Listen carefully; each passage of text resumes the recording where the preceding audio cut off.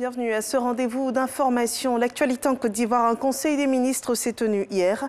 Le chef de l'État qui présidait la réunion a annoncé la création de 12 nouveaux districts autonomes. Le conseil annonce aussi l'adaptation de la loi ivoirienne en matière de lutte contre les violences. Autre point de cette réunion, l'approbation d'un accord de prêt d'environ 15,7 milliards de francs CFA pour la construction de 3 lycées de jeunes filles d'excellence dans les régions de la Bagoué, de la Mé et du Sud Comoé. Le gouvernement s'est aussi prononcé sur la fourniture en électricité et l'organisation d'élections sénatoriales partielles prévues se tenir le 31 juillet prochain dans 5 régions. Coopération Côte d'Ivoire-France, le chef de la diplomatie française est depuis hier à Abidjan. Jean-Yves Le Drian, ministre de l'Europe, des Affaires étrangères de France, effectue une visite de travail en Côte d'Ivoire. Ce jeudi matin, il procédera à la signature d'un contrat de centrale biomasse BioVA. Il procédera également à l'inauguration de l'Académie internationale de lutte contre le terrorisme à Jacquesville. Et enfin, Jean-Yves Le Drian rencontrera le chef de l'État Alassane Ouattara à la mi-journée.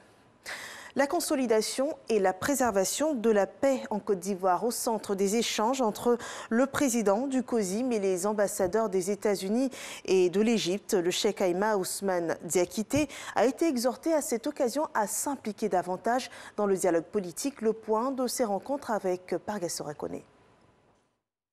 Richard Bell, ambassadeur des États-Unis en Côte d'Ivoire au cabinet de cheikh Aïma Ousmane Diakité, président du Conseil supérieur des imams des mosquées des affaires islamiques COSIM.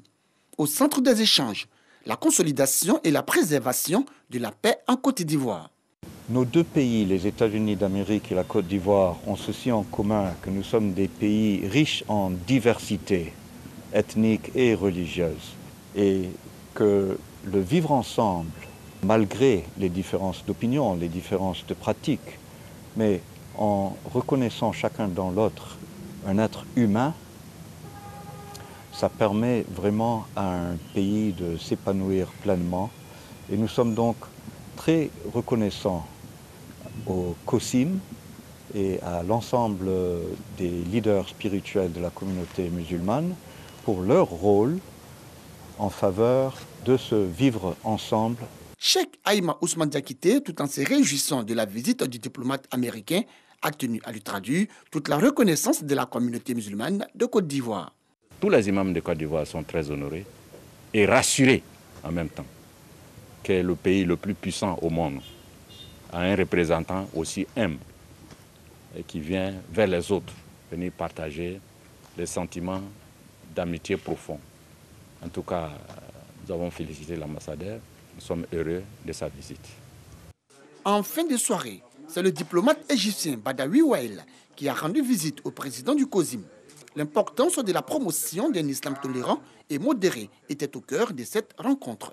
Nous notons vraiment avec grand plaisir et grande satisfaction les efforts qui sont déployés par son éminence Ousmane Diakité et puis son excellence, monsieur le président Alassane Ouattara, pour assurer un développement équitable pour toutes les communautés ici en Côte d'Ivoire, pour promouvoir la paix et la stabilité.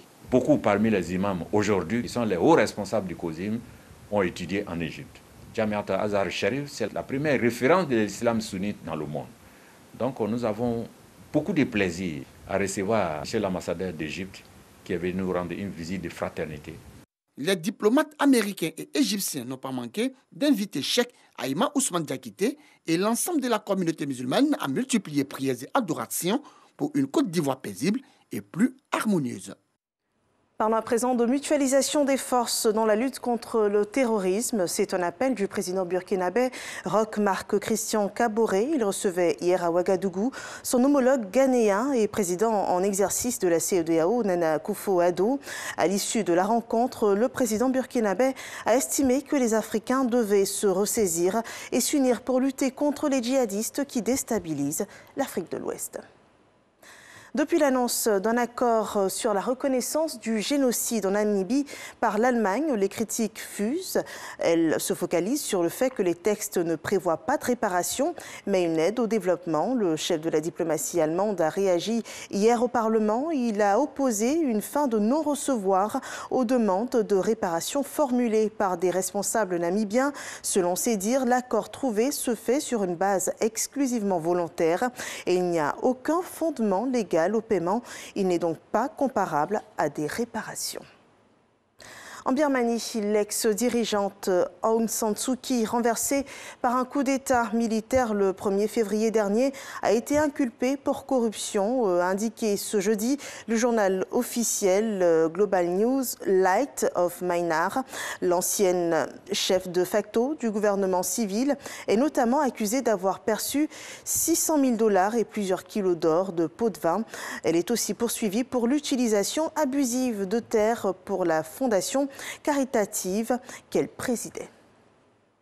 Voilà la fin de ce flash d'information. Merci de nous avoir suivis et rendez-vous à 13h pour le journal de la rédaction.